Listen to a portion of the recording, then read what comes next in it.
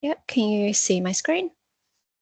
Yep, all right. Thank you. Thank you, Mel, for the introduction, and good morning, everyone. I'm the engagement specialist at Liberty Housing for our Victoria apartments buildings. And today's webinar was organised in dedication to our Spencer apartments located in West Melbourne. These are purpose-built one-bedroom high physical support apartments located in a really nice hub of stores and shops and services nearby. The on-site shared support services are delivered by InLife, who'll be here today to speak about services more in depth. I'll touch just a little bit on that as well. There's some really nice amenities in this building. We've got a gym, a lounge area, and a rooftop garden with a pool space. And these apartments are also suitable for participants that have alternative funding, such as fully accessible and improved livability. Before we get into the nitty-gritty, who are we as Liberty Housing? We were founded by the Summer Foundation. I don't know if many of you are familiar with the foundation, but the foundation does a lot of research around inclusive housing, whether that's for participants under the NDIS funding models or just inclusive housing in general for people with disabilities. Our purpose is to deliver quality and innovative SDA housing models, and we were the pioneers or the people that introduced the 10+1 model and the on-site shared supports. We're also a non-for-profit, so all of every dollar goes back into reinvesting into the community for better housing models. And we operate nationally. Most of our properties are in Victoria, but you can find us in New South Wales, Queensland, South Australia, and we'll be launching in Tasmania soon. What we think that sets us apart from other SDA providers is that we always try to contribute to research and contribute to finding solutions for living in SDA. So the whole webinar today will be around understanding SDA more in depth and just the process around it. I know Greg will speak on a few case studies and just what he's seen out there. But if we go down to the basics of SDA, it is purpose-built housing for people with high physical support needs, and it covers the physical home itself. So just think of the bricks and mortar, not the supports inside of it. That will be a separate thing funded by the NDIS. And you'll often hear different categories and labels such as high physical support, fully accessible, improved livability, and robust. And each one of those design categories serve a different purpose or a different support need for a participant. Alongside the categories, there's also different types of dwellings or homes. So these could be apartments, villas, townhouses, and duplexes, or just standalone houses. And all of them are purpose-built with specialist design features. And alongside that, the NDIS understands that living arrangements are just as equally important. So you might have single occupancy, where a participant lives on their own, or a shared accommodation arrangement with one or two other participants. And all of this is assessed based on the participant needs and their personal goals. And you might see underneath the title, we've got a statistic that shows that only 8% of NDIS participants receive SDA funding. So it's a very specialized funding set, and it might not be suitable for everyone. So that now that we know just a little bit about what SDA is at a very basic level, we also need to understand what SDA covers. So SDA covers the cost of the dwelling, so the specialist features within, and the ongoing maintenance that an SDA provider will deliver. It doesn't cover the rent or utilities or internet and everyday living costs or the support services itself. So these are things that will need to be funded either out of pocket or separately through other NDIS budgets. There's also an additional feature that can be obtained within SDA, and that's Appendix H funding. And this is a special provision for families to continue living together with the participant.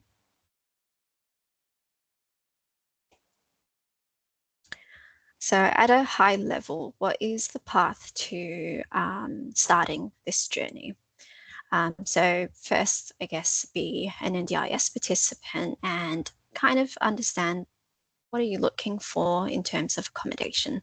And this can be a conversation with your support coordinator and your occupational therapist to discuss some housing options. And if you find that SDA might be a suitable option for yourself or for your participant, this is where you get your assessments and reports done. And typically these would be a functional capacity assessment or a home and living report. This looks both at evidence-based capabilities of a participant and why a certain design category or a certain living arrangement would be suitable for you. And then all of that is submitted to the NDIS, and just being mindful that this whole process can take a few months between each stage. And once it's submitted to the NDIS, allow a minimum of 6 to 10 months. It does take some time. And then the NDIS will review this and share an outcome with you. And this is both for the bricks and mortar, so SDA, and the support funding that comes along with it. Now that you have your funding, it's the exciting part of searching for a home or for an apartment, and that can easily be done. There's a lot of SDA providers out there, and Housing Hub is a good research site for those options. So far, I've only talked about the bricks and mortar. I'll touch on a little bit about the support model you might see in particularly Liberty housing buildings. So we have what's called the on-site shared support model. It's got a few different names, such as the concierge model or the 10+1 model. On a high level, this is where a trained support worker is on site 24/7. And this support is shared across 10 different apartments or 10 different participants. What it serves is to complement existing supports. It doesn't replace the participant's primary support provider. And there are some nuances in terms of how to fund it or what type of funding is allocated. So if we were to speak in terms of core supports, this is equivalent to 2.5 hours of support funding per day.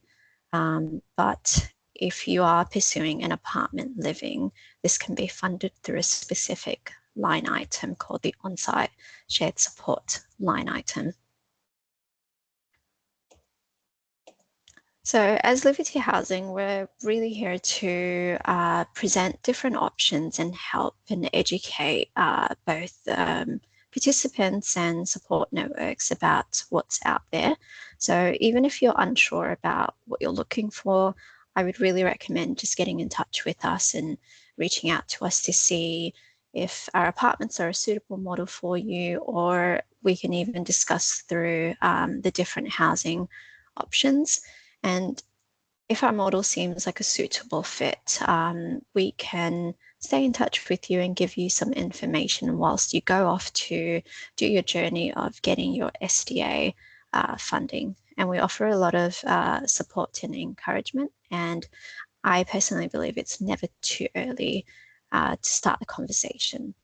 And that's all from me. Thank you, everyone. Thank you so much, Amal. While Greg comes on to speak to everybody, if you do have questions, please pop them in the chat while they're fresh in your mind. I've noticed that a couple of you have your hands up. For this particular webinar, we won't be bringing anybody off camera, off mute. So if you do have a question, pop it into the chat and we'll get Greg to come and present to us now. Right, I'll just stop sharing.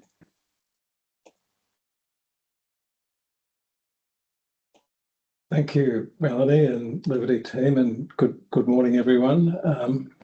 I'm hoping that's up on the screen now, okay? Thank you. Yes, we can see you and hear you. Right, it's a privilege to be here, and SDA is a very complex and broad space. My myopic focus today is to talk about single resident outcomes, which has been a pretty significant portion of the work that we've been doing over the years. Very briefly, my primary credential is that our daughter Celine, who turned 33 on the weekend, was born with a very rare chromosomal abnormality, and my wife and I have been providing her with care ever since, and she's thriving. And that sort of refocused my life particularly and brought some previous sort of skills into this space. I wanted to basically take an approach to this single resident issue of talking about overarching issues and then get down into some more granular ones. And there's nothing really negative to share.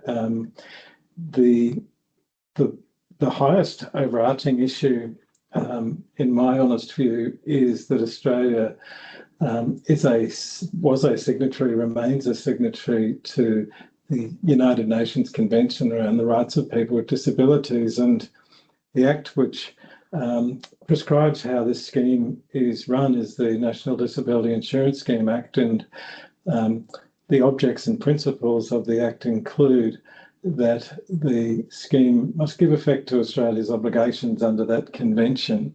So that's a starting point. And Article 19A of that convention, apologies, says that people with disability have the opportunity to choose their place of residence and where and with whom they live on an equal basis with others, and are not obliged to live in a particular living arrangement. So that's just at the very core of relevance for this issue of single resident living, and cases that we've been associated with in the tribunals have considered that very positively.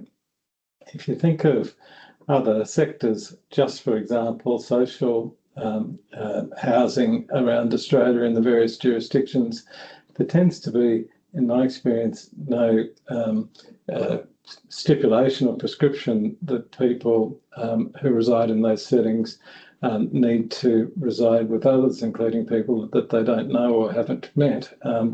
And that principle really is consistent with the provision of the United Nations Convention.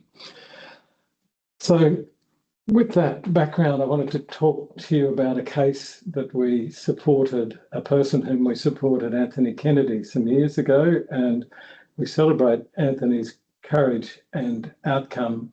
I think it's probably about 4, maybe 5 years since Anthony received his AAT outcome. And in my experience in this space, it's some of the most poignant stories which result in some of the most crystallised issues in decision making. And I can't quite explain why that is, but it seems to be a consistent theme. So Anthony's story is that he is a proud First Nations man. He survived the Stolen Generations policy. In his early-ish adulthood, he had suffered a horrific injury and became quadriplegic, and life got tougher still, and there was a homelessness aspect to his life after that event. And Anthony, at the same time,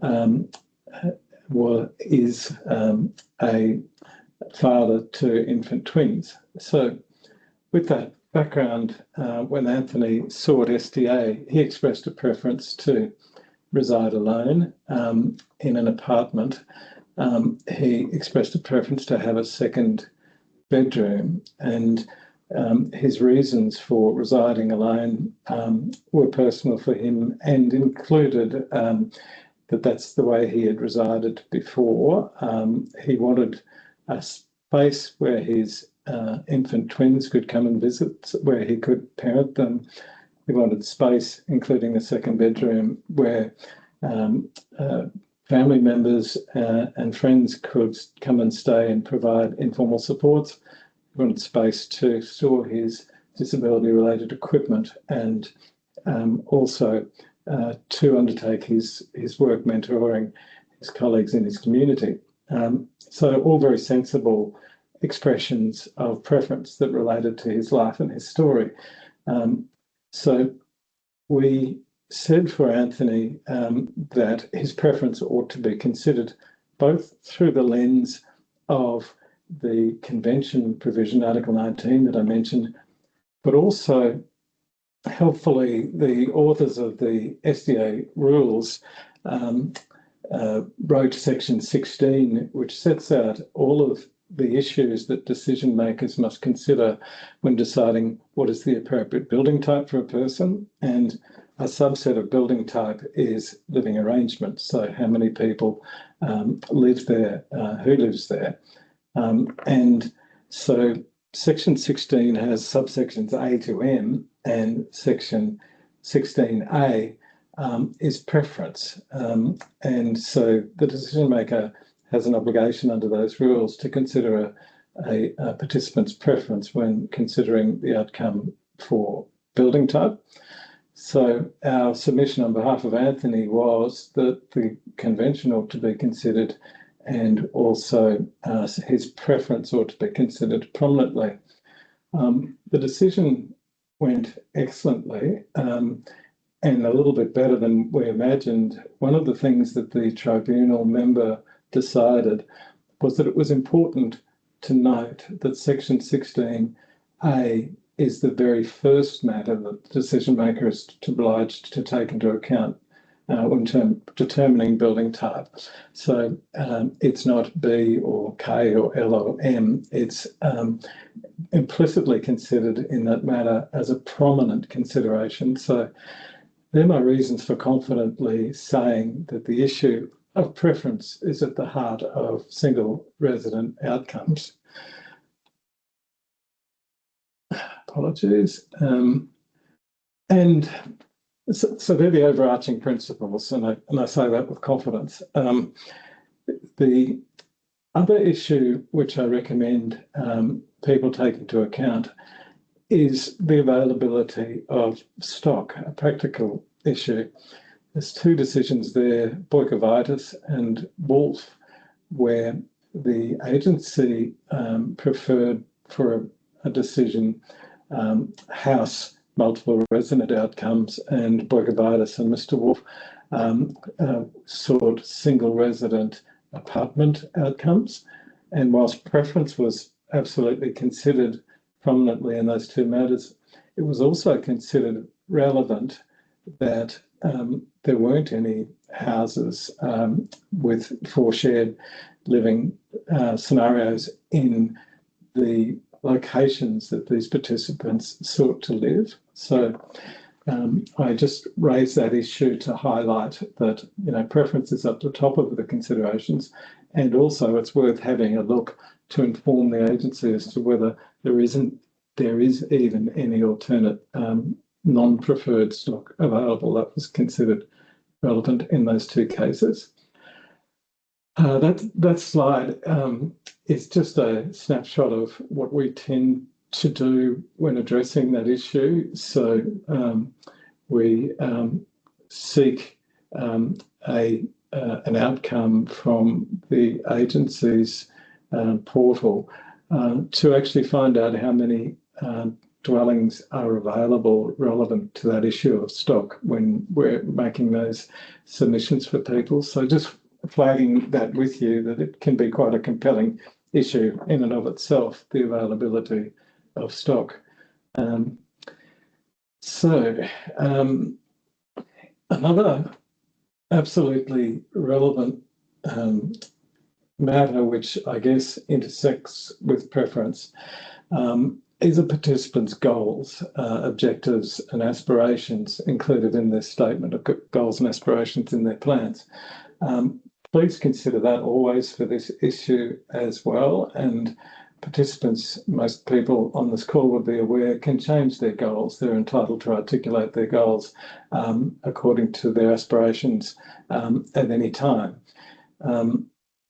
We supported a person, and I mentioned poignant sort of stories and how they make a difference in decision making. We supported a person whose case was called HTDD, who lives with autism spectrum disorder level 3. And for the time that we supported her, she was living homeless in her car in Queensland. And whilst this isn't specifically related to single resident outcomes, again, overarchingly, it's relevant to all outcomes which are reasonable and necessary for participants. In that case, it was considered that the alternatives to SDA scenarios for this person would not at all align with her goals, objectives and aspirations in her plan. It would, a non-SDA outcome would have seen her remain homeless without a basic standard of habitability. I think that the poignancy of that is relevant for these scenarios. To consider where a person aspires to reside alone and or in, say, an Appendix H arrangement, how that aspiration affects, aligns with their goals or not. And oftentimes, we've certainly met people whose goals would be impeded by living in living arrangements that don't align with their preferences. So I just highlight the relevance of goals as well in this context. I mentioned Appendix H, and that was mentioned briefly earlier as well. The issue of single residence, residence is a sort of interchangeable word in this space, and SDA eligible residence is sometimes the appropriate use of the word residence and sometimes it's not. Irrespective, Appendix H is a wonderful policy. Participants have the ability to choose to live with, for example, family members, loved ones, and single resident outcomes really enable those relationships to thrive and prosper. And the alternative is people who love each other living in separate dwellings. So I just highlight that Appendix H can well and truly be part of the story for single resident outcomes that needs to be told and advanced to the agency for individual participants. The final issue that I wanted to address, I describe all of those other contentions that I raised as sort of high horse valid positions, essentially consideration of the rights of individuals, and I sort of stand by those. In terms of hopping down from the high horse, it's important that the scheme is sustainable, and where value for money and scheme cost considerations can assist decision making, then I recommend those stories also be told. OSS was mentioned by Amal as well, and we definitely find through evidence that we keep, data that we keep, that certain support models, including OSS, have inherent cost efficiencies for the agencies in them that I guess dispel any concern or somewhat dispel agencies' concern that single resident is going to cost the scheme a lot more money. It's very, very often the case, and we've done lots of survey work, value for money analysis, and lived experience survey work, which validates a hypothesis that shared supports whilst people reside in their own dwelling, including the OSS model, can absolutely represent cost savings for the scheme. So where that can be said, it's good to get off the high horse and actually do the numbers for that and inform the agency of the cost advantages of these scenarios. They're the main considerations that I wanted to share around single resident outcomes, and I'm grateful for the opportunity. Thank you. Thank you, Greg. That was very insightful, and you've given, especially me, a lot more to consider and to be able to talk on when I'm talking to our team or potential tenants. Now, we've just been advised that the chat function might not be working for everybody in the meeting.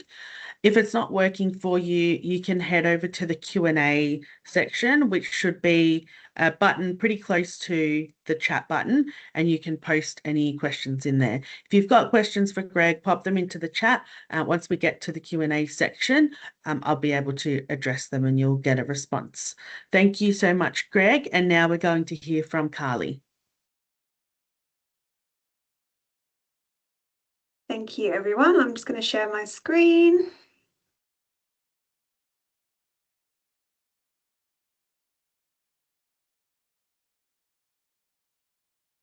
So hi, everyone. I am Carly. It's lovely to meet you all today.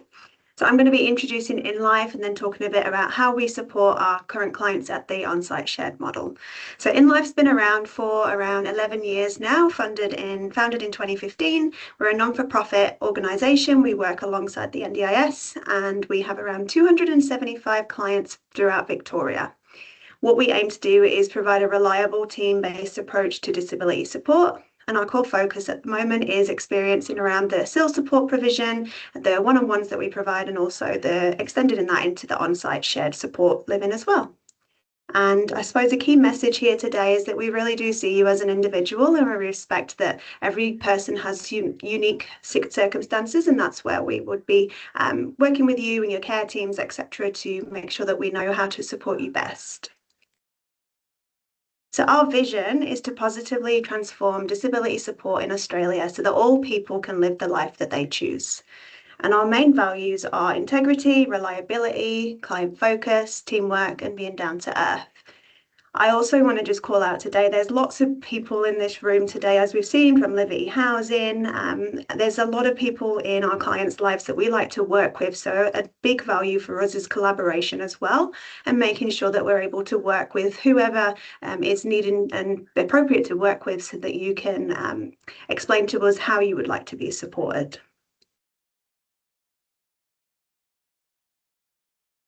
So enhancing your life. So the support that's right for you, this is a big one for our people that we're supporting. So putting your own needs at the heart of our service and a team that you can love and trust. These are my two favourites here. Shouldn't really have the favourites, but I do. But this is where we can really rely on the information that we get from your care teams, yourself, to really build on your teams. And what I will talk about soon is around the coordinators that is your go-to person, so that you can have all of the training requirements, anything that you need in place for the staff to know how to support you best. We would be working with you and your teams there. We also have safeguards to fit you, so practical and sophisticated quality methods tailored to you. We work with you to make sure that we understand your goals, not just the goals that are now, but the future goals. And then once you've ticked off those goals, how we can help you get to the next levels there as well, or next stages. And switching made easy. So all of that transition work, it is a lot sometimes for some people. So what we want to do is make sure that that is very smooth for you, so that you can work with your coordinator, work with your team at In Life to understand how you would like to get your message across to us, how you need to be supported in the transition, what we need to be doing to make sure it is smooth for you.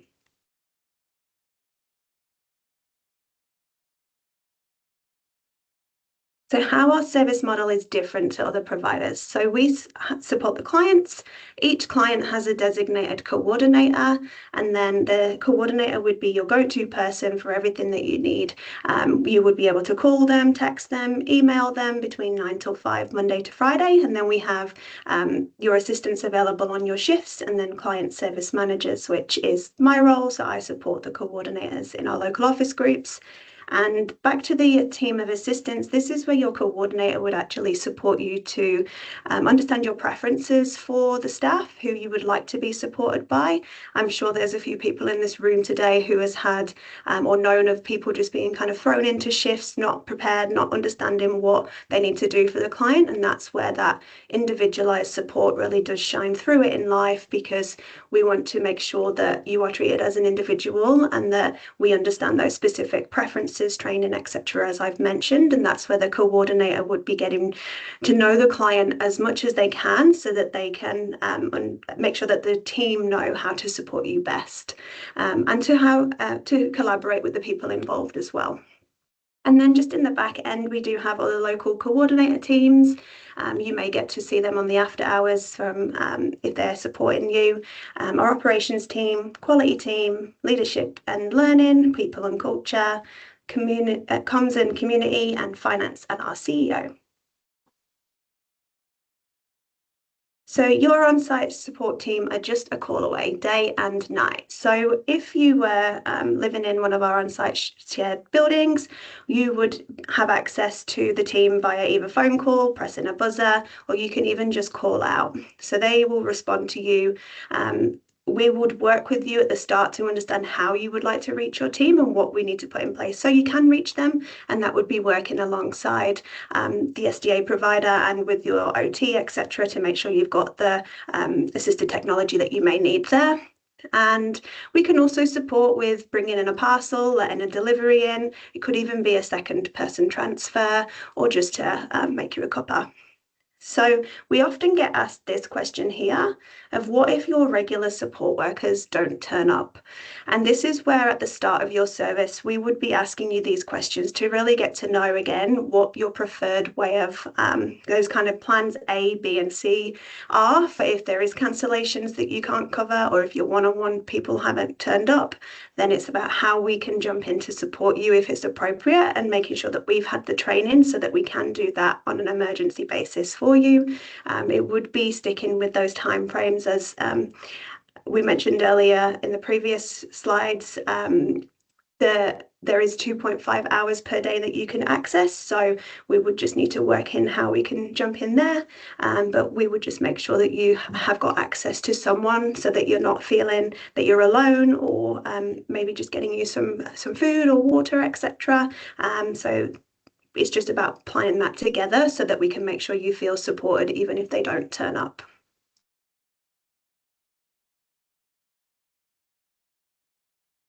Okay, so we are focused on quality with built-in safeguards. So we are an NDIS registered provider, including SIL and high intensity personal supports. Our management team has more than 200 years of combined experience in the disability sector, which is really quite impressive. 98% positive score in recent quality audits across 138 indicators. We are a non-for-profit organisation registered with the Australian Charities and Non-for-Profit Commission, and strong corporate governance, including representing of people with disability on our local board. And we have thorough and accessible complaints and incident reporting procedures in place. So we have a really great quality team who support us with that as well.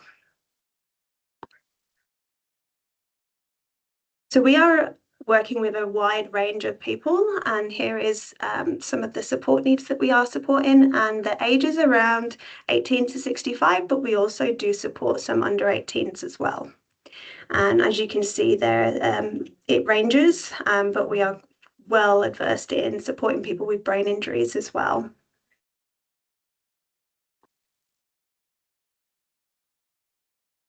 So our clients and team members are proud to be a part of InLife. I myself has worked for InLife for just over 6 years. I started off as a support worker, and I really like how InLife work to really provide that individualized support. I know that word can often get spread around a little with different organizations, and we truly do take that to the next level of individualized supports, from how we do your shift notes training, all of that. So hence why we get some of this great feedback. So we do have some stats here. So 96% of the team members think that InLife is a great place to work. We know that's really important, so that the staff also understand that they all love where they work, so that they are showing up to shifts, and we have that longevity there. They get an 8-week roster in advance as well, which is a real great asset to InLife, so that our clients know who's coming for 8 weeks, and so that our staff know what their roster looks like for 8 weeks in advance.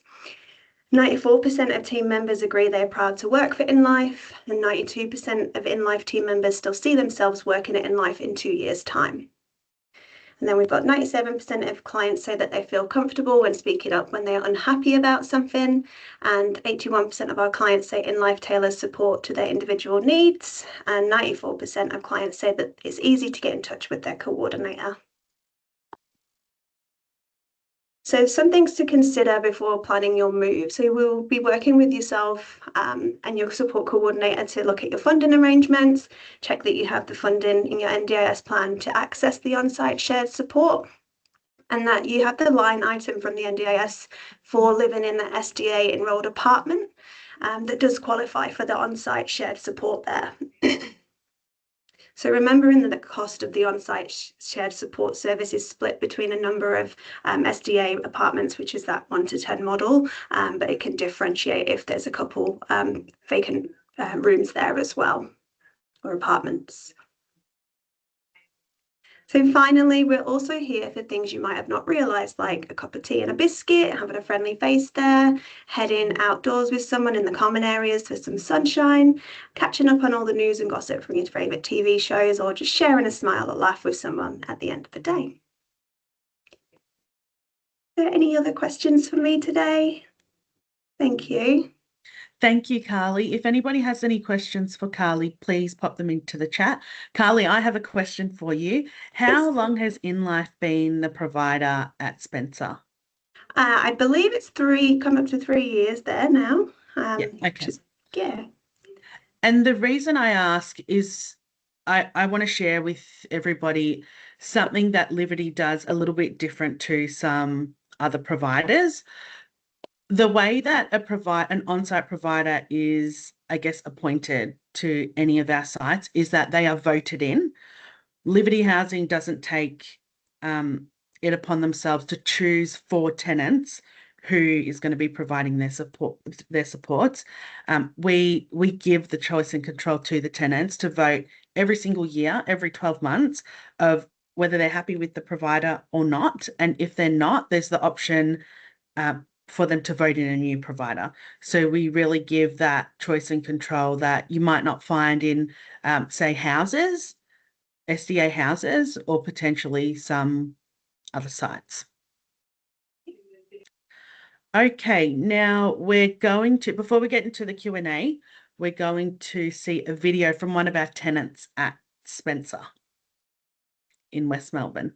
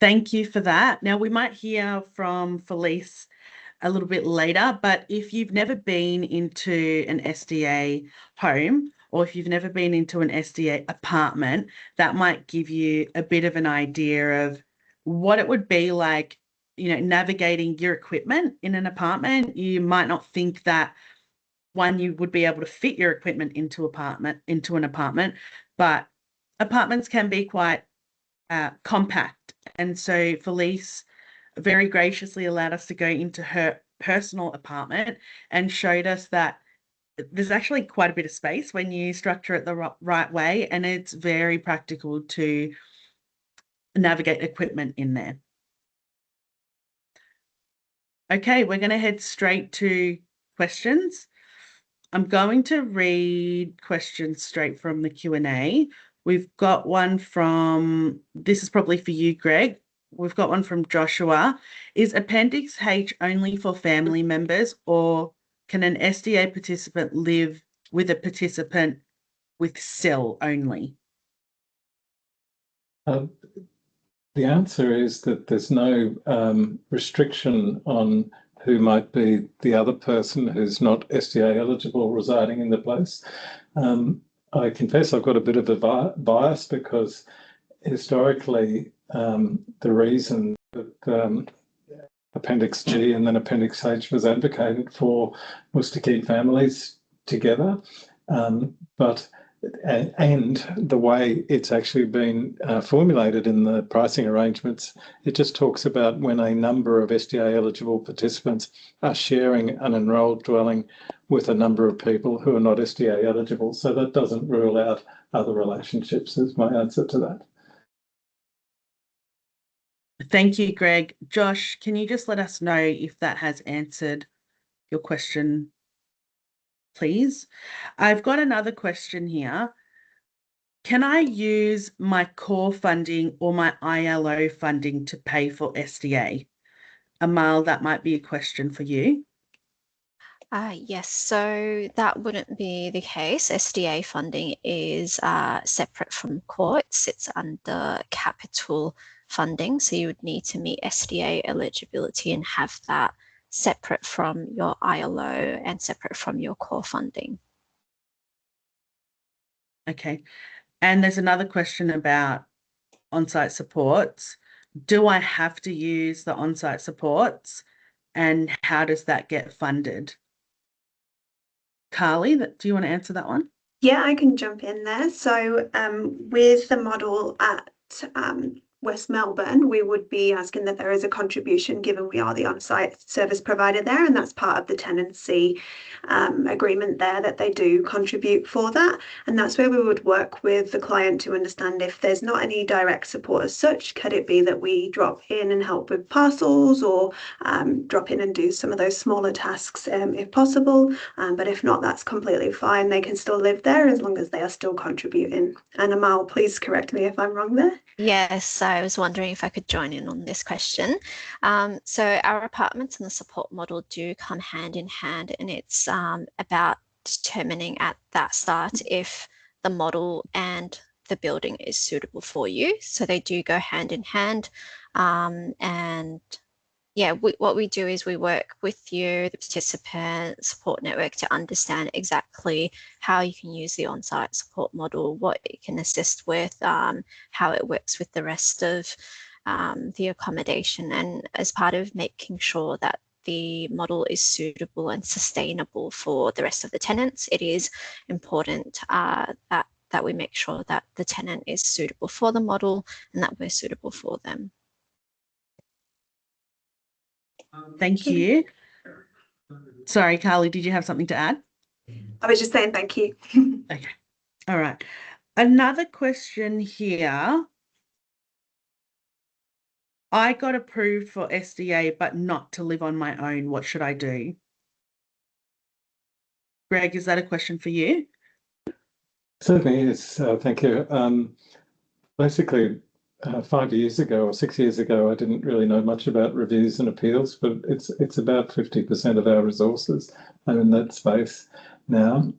All of an initial decision that doesn't align with the participant's preferences is reviewable. under Section 100 of the NDIS Act, which is an internal review. And the issues that are mentioned in my presentation around preferences should be really, revisited and articulated well in that. And if that doesn't go well, then there's also the tribunal process following a Section 100 decision, and I shared Anthony's outcome, which hopefully gives a bit of sort of positive morale around likely outcomes at that level at least.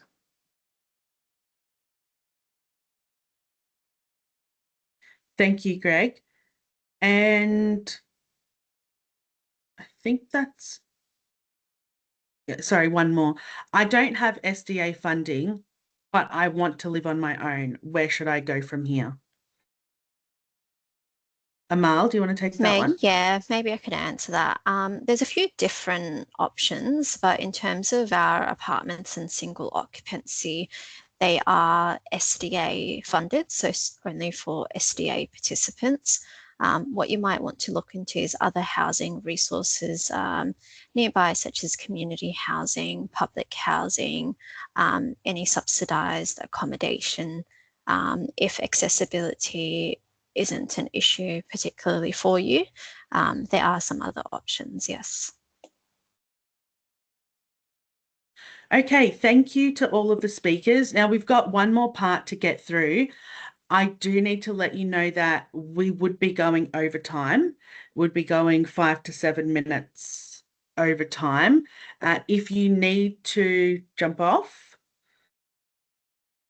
please do. We can send you a recording of this webinar. Before we do that though, I've got one more question from Imogen.